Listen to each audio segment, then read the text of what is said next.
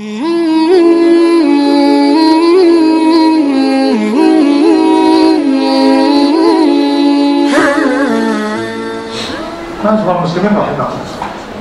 mesin waktu yang Allah berikan kepada Muhammad yang bergelar Sayyidul Anbiya wal Mursalin dan tidak diberikan kepada umat-umat yang lain. Karena umat yang lain sudah diberi umur yang panjang. Nabi Nuh 950 tahun, Adam 1000 tahun, ya, Hud, Saleh itu panjang-panjang umurnya. Ibrahim, Zakaria. Malah Nabi Ibrahim dan Nabi Zakaria setelah umur 80 tahun baru dikaruniai anak. Sampai-sampai waktu memohon itu, dua nabi ini hampir berputus asa. Rabbi habli minas sholihin, Rabbi habli minas sholihin, berulang. Jadi dengan 1000 bulan inilah kita berharap akan ada konversi waktu yang diberikan Allah kepada kita, sehingga kita menatap akhirat dalam keadaan tersenyum. Wala khaufun 'alaihim wala hum yahzanun. Kita tidak takut dan tidak bersedih hati. Apa yang bisa kita lakukan untuk meraih kualitas ibadah 1000 bulan ini? Satu, yuk ibadah sholat kita selama ini yang 17 rakaat yang wajib itu kita perindah dengan tambahan yang sunnah, sehingga jumlahnya menjadi 40 rakaat, bukan lagi 17 rakaat. Mari kita hitung. 17 sudah nggak bisa diapa-apain lagi, nggak bisa ditambah, nggak bisa dikurang. Tambah 10 rawatib, walaupun ada yang 12. Kalau qabliyah zuhurnya 4, betul ya? Kita ambil yang 10 saja. 27 ibu-ibu. Tambah 3 witir, 30. Tambah di dalam Ramadan namanya tarawih 8 saja, nggak usah 20, nggak usah 36. Seperti amalan orang Makkah dan Madinah, 8 saja. 38. Tambah duha, walaupun sampai mentok 12, ambil 2 saja, 40. Ini merupakan tradisi amalan orang-orang salafus salih ila akhir hayat. Jadi bukan lagi sholatnya 17 tapi 40. Kita ulangi menghitungnya. 17 tambah 10 rawatib, tambah 3 witir 30, tambah 8 kalau tarawih, kalau di luar tarawih tahajud 38, tambah duha 2, 40. Kalau kita bertekad dari sekarang, mohon kepada Allah kekuatan, insya Allah di tengah-tengah seperti itu kita bermunajat kepada Allah, malaikat berdoa, rupanya kita dicatat orang yang melaksanakan ibadah pada malam Lailatul Qadar setara dengan 83 tahun. Saya masih terpikir dulu sebelum membaca keterangan ulama yang lain, nunggu 10 yang akhir Bapak Ibu. Ternyata Imam Nawawi mengatakan bentangan Lailatul Qadar itu sudah dimulai sejak awal Ramadan. Itu makanya aneh kalau ada orang yang 10 pertama sudah tidak lagi beraktivitas ibadah, dia meletakkan ibadah itu seperti beban. Lama-lama kalau diletakkan karena dia pasif, dia tidak tahan. Sebenarnya 10 pertama mungkin masih pasif, tapi karena kita menikmati ibadah, 10 kedua mulai aktif, kemudian 10 yang ketiga super aktif. Jadi kita harus aktif karena ibadah itu kita nikmati. Cuma sayang saudara-saudara kita yang kurang ilmu, kurang baca, kurang teknik, maka bagi dia Ramadan atau di luar Ramadan itu biasa saja. Tapi tidak dengan kita yang sedikit Allah berikan pengetahuan.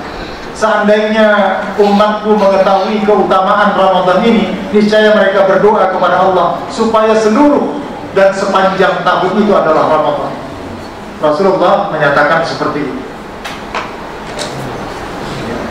Kemudian sholat sunat dan fardu yang 40 rakaat itu kita perindah kalau kita ingin dapat ibadah separuh malam dan semalam suntuk.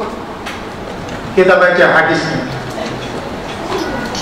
Seseorang yang mendapatkan sholat isya berjamaah, mengambil posisi saf pertama sebelah kanan dan tidak ketinggalan takbiratul ihram oleh imam rawatib, maka orang itu dinilai ibadahnya separuh malam.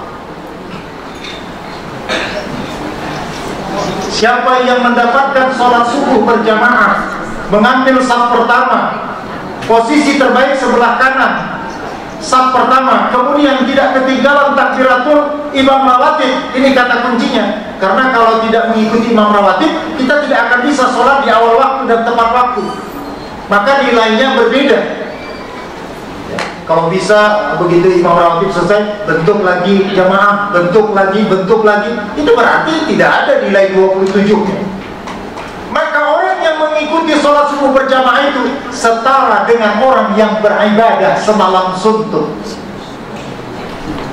Maka Nabi berpesan kepada Abdullah Ummi Maktum, wahai Ummi Maktum, lau ya'lamuna ma fihima la atauhuma walau hadwan.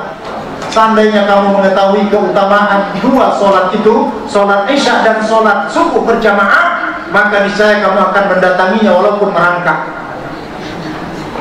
Jadi tidak ada alasan kalau kita mengatakan beribadahlah separuh malam atau beribadahlah sepanjang malam. Kata kuncinya, pastikan jangan ketinggalan sholat isya berjamaah bersama imam dan sholat subuh berjamaah bersama imam. Karena yang isyanya dapat separuh malam, kalau yang subuhnya setara dengan sepanjang malam. InsyaAllah ini mulai kita latih, dan nanti efeknya kita lihat pasca Ramadan. Yang kedua, supaya kita mendapatkan maghfirah dan keampunan dan nilai ibadah kita dicatatkan dalam Lailatul Qadar itu, tolong sebelum matahari terbit jangan ada yang kita baca selain daripada Al-Quranul Karim. Karena orang yang membaca Al-Quran pada waktu fajar itu disaksikan oleh malaikat, baik di mushaf maupun bacaan Al-Quran dalam waktu sholat subuh. Wa Qur'anal fajr, inna Qur'anal fajri kana mashhuda. Jadi tilawatil Quran merupakan prioritas kita setelah sholat. Ya, sibukkan lisan kita dengan tilawatil Quran. Bapak Ibu, kalau yang membacanya lancar, kata Nabi, satu hurufnya diganjar dengan 10 kebaikan.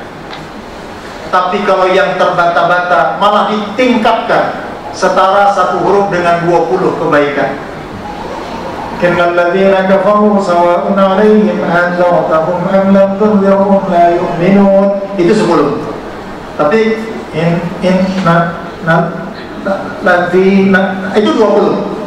Ibu-ibu bilang sama saya, mendingan yang terbata-bata. Enggak, karena yang terbata-bata itu sulit, sesak napas dan membosankan. Maka Allah tahu itu, walaupun sulit-sulit dia tetap membacanya. Allah naikkan 20 kebaikan satu huruf. Tapi jangan dibalik nanti dari rumah, saya mau enggak yang lancar aja dah, bayar 20. Ya kalau sudah lancar ya yang lancar itu saja. Ini untuk memberi motivasi kepada kita, saudara-saudara kita yang berbaik. Dan banyak sekali keajaiban-keajaiban para hafiz Quran dan ahlul Quran ini.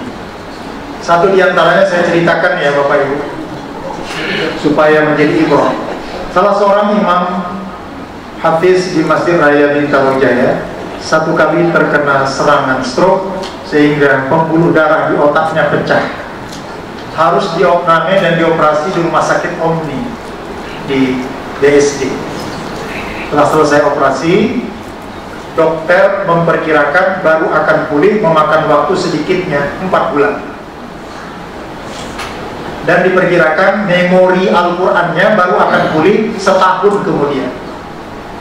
Subhanallah, apa yang terjadi? Jamaah ketika itu mengumpulkan dana, ya, dari biaya operasi 300 juta waktu itu, terkumpul lebih dari itu. Dengan mudahnya para jamaah memberikan. Tapi walaupun operasinya seperti itu, kelebihannya tetap diberikan kepada sang imam. Yang menakjubkan adalah 2 minggu ya, dia pulih. Dokter sampai terheran-heran apa yang terjadi dengan orang ini, padahal menurut ilmu kedokteran itu tidak mungkin terjadi. Kemudian memori bacaan Al-Qurannya ya itu kembali seluruhnya pada minggu keempat. Subhanallah, orang yang masih hidup dan sekarang masih tetap menjadi imam di Masjid Raya Bintaro sektor 9. Jadi banyak sekali keistimewaan yang Allah berikan kepada Ahlul Quran, yang itu biasanya berlaku pada pasien biasa, tetapi Allah tunjukkan keajaibannya tidak berlaku pada pasien yang penghafal Quran. Artinya campur tangan Allah ikut di sana. Oleh karena itu, untuk merupakan bahagian daripada Ahlul Quran dan ahlinya Allah, keluarganya Allah, maka langkah kedua kita adalah mari kita memasyarakatkan tilawatil Quran. Berharap kita di Ramadan terbentuk, maka di luar Ramadan berlanjut insyaallah. Yang ketiga, yang terakhir, sementara kita menjalani ibadah-ibadah kita, mari kita basahi lisan kita dengan zikir-zikir dan doa-doa yang mu'tabarah. Yang inti doa tersebut adalah permohonan ampun kita kepada Allah Subhanahu wa ta'ala. Ada banyak lafaz-lafaznya, tapi saya memilih yang sudah sering kita baca supaya mudah diingat. Ini lafaz yang kita baca. Bismillahirrahmanirrahim.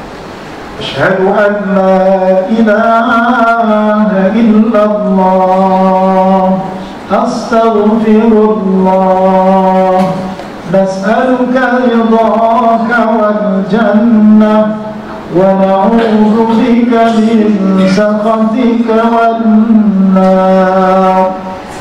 Allahumma innaka 'afuwwun karim, tuhibbul 'afwa fa'fu 'anna ya karim. Berulang-ulang. Di samping lafaz-lafaz doa, zikir yang mu'tabarah yang sampai kepada kita periwayatan, insyaallah ini menjadi satu kekuatan kepada kita untuk terus merasakan lezatnya beribadah sampai akhir Ramadan. Karena ada rasa kedekatan kita, taqarrub kepada Allah Subhanahu wa ta'ala, yang akan menyingkirkan segala sesuatu yang menghalangi ibadah kita kepada Allah. Ibu, yang paling besar akan menyingkirkan ibadah kita ini adalah untuk ibu-ibu itu shopping. Yang kedua, Lailatul Bakar, atau mempersiapkan segala sesuatu yang akan dihidangkan nanti pada saat sudah saatnya kita berpikir itu ternyata begitu-begitu saja setiap tahun. Singkirkan itu, karena kita tidak mau mempertaruhkan yang sangat dahsyat ini. Kehidupan akhirat itu kalau sekali salah, dia tidak ada ujian ulangannya. Maka banyak riwayat yang mengatakan orang yang paling tahu betapa besarnya keagungan Ramadan ini ternyata kerabat kita yang sudah berada di alam barzakh. Mereka minta kepada Allah supaya satu malam saja dikembalikan ke dunia untuk beribadah, karena mereka tahu betapa keuntungan orang-orang yang beribadah pada malam Ramadan itu ketika dia sudah berada di alam barzakh. Oleh karena itu jangan pelit kita. Di samping kita mendoakan yang hidup, tolong doakan kerabat-kerabat kita, orang tua kita, guru-guru kita yang telah berada di alam barzakh. Mudah-mudahan dengan wasilah itu kita mohonkan kepada Allah, mereka mendapatkan maghfirah dan juga mendapatkan ketenangan. Amin ya Allah, amin ya Rabbal alamin.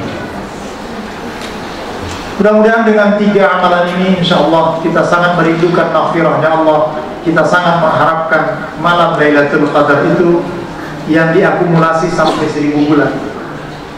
Ada pertanyaan klasik, Pak Ustaz, saya telah beribadah setiap Ramadan, cuma pertanyaan saya, apa tandanya saya memperoleh Lailatul Qadar? Nah, saya pun ditanya seperti ini agak sulit juga menjawab, karena sama pertanyaannya dengan haji mabrur. Haji mabrur itu bukan pada hajinya, tapi pasca hajinya. Maka efek Lailatul Qadar ini pun kalau didapat di seseorang bukan pada bulan Ramadan itu, tetapi pasca Ramadan. Saya mencoba menerangkannya berdasarkan surah Ali Imran ayat 134, lanjutan daripada 133.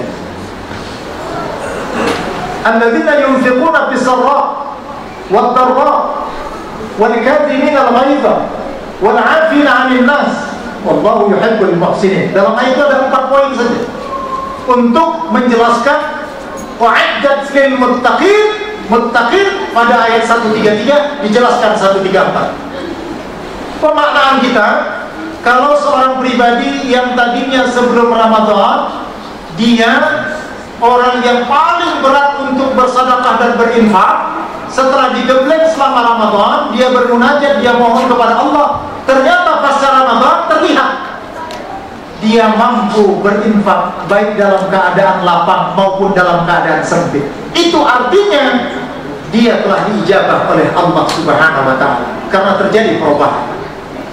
Maaf, tapi kalau tidak terjadi perubahan dari Ramadan ke Ramadan, apa boleh buat? Tetap saja dia menjadi orang yang sangat mementingkan dirinya, ya, sehingga dia tidak mau memberikan sesuatu di jalan Allah. Itu yang pertama. Yang kedua, kalau sebelum Ramadan orang ini kita kenal orang yang sangat temperamental, pemarah, kasar, sangar, maka setelah dididik dalam Ramadan, pasca Ramadan orang ini menjadi orang yang mampu mengendalikan emosinya. Bahasa Al-Quran, wal kaziminal ghaidh, orang yang mampu mengendalikan amarah, mengendalikan emosi. Itu berarti orang ini berhasil. Tapi kalau tetap Ramadan berakhir tetap seperti itu, apa boleh buat? Belum, tapi jangan berputus asa. Mohon lagi kepada Allah. Ya, kalau ketemu Ramadan berikutnya, kalau nggak ketemu, subhanallah, kita tidak tahu dengan cara apa. Yang ketiga, kalau selama ini sebelum Ramadan kita kenal orang ini pendendam, ya, suka melakukan perbuatan-perbuatan menzolimi orang lain, kasar, dididik selama Ramadan dengan amaliyah dia, kemudian dia bermunajat kepada Allah pasca Ramadan, wal'afina 'anil nas, maka hilang rasa dendamnya dan dia menjadi orang yang pemaaf. Artinya dia mendapatkan barokah Lailatul Qadar. Tapi kalau tetap selesai Ramadan menjadi orang pendendam, maka dia belum tersentuh oleh Lailatul Qadar ataupun barokah Ramadan. Yang keempat, yang terakhir, kalau selama ini dia beribadah seperti yang diungkapkan Ali bin Abi Thalib, kalau selama ini ibadahnya seperti seorang pedagang, kalau dagangannya laris manis, ibadahnya lancar dan moncer.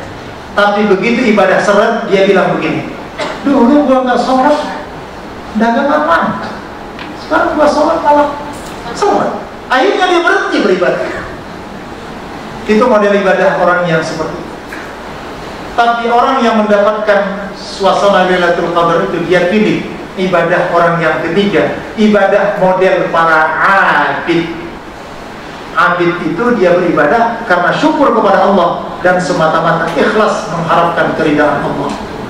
Itulah yang disebutkan di dalam istilah hadis yang disampaikan oleh Jibril kepada Rasulullah, apa yang disebut dengan ihsan. Anta'budallaha ka'annaka tarahu fa in lam takun tarahu fa innahu yaraka. Dia beribadah kepada Allah seolah-olah dia melihat Allah.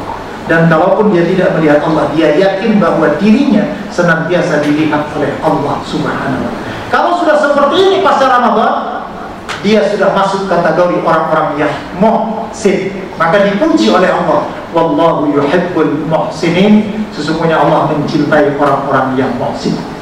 Baik Bapak Ibu, sama tujuan kita, mari kita berusaha sungguh-sungguh, kita rendahkan hati kita di hadapan Allah. Kita tidak mampu tanpa pertolongan Allah. Oleh karena itu, untuk menembus dan mengetuk pintu langit, tiada cara lain adalah doa. Mohon kepada Allah agar kita mendapatkan suasana Lailatul Qadar itu dan terjadi perubahan dalam kehidupan kita kepada yang lebih baik. Demikian saja kuliah Ramadan kita pada malam ini, mudah-mudahan bermanfaat. Fa'idal liqa' ma'as salam wal 'afwu minkum wassalamu alaikum warahmatullahi wabarakatuh.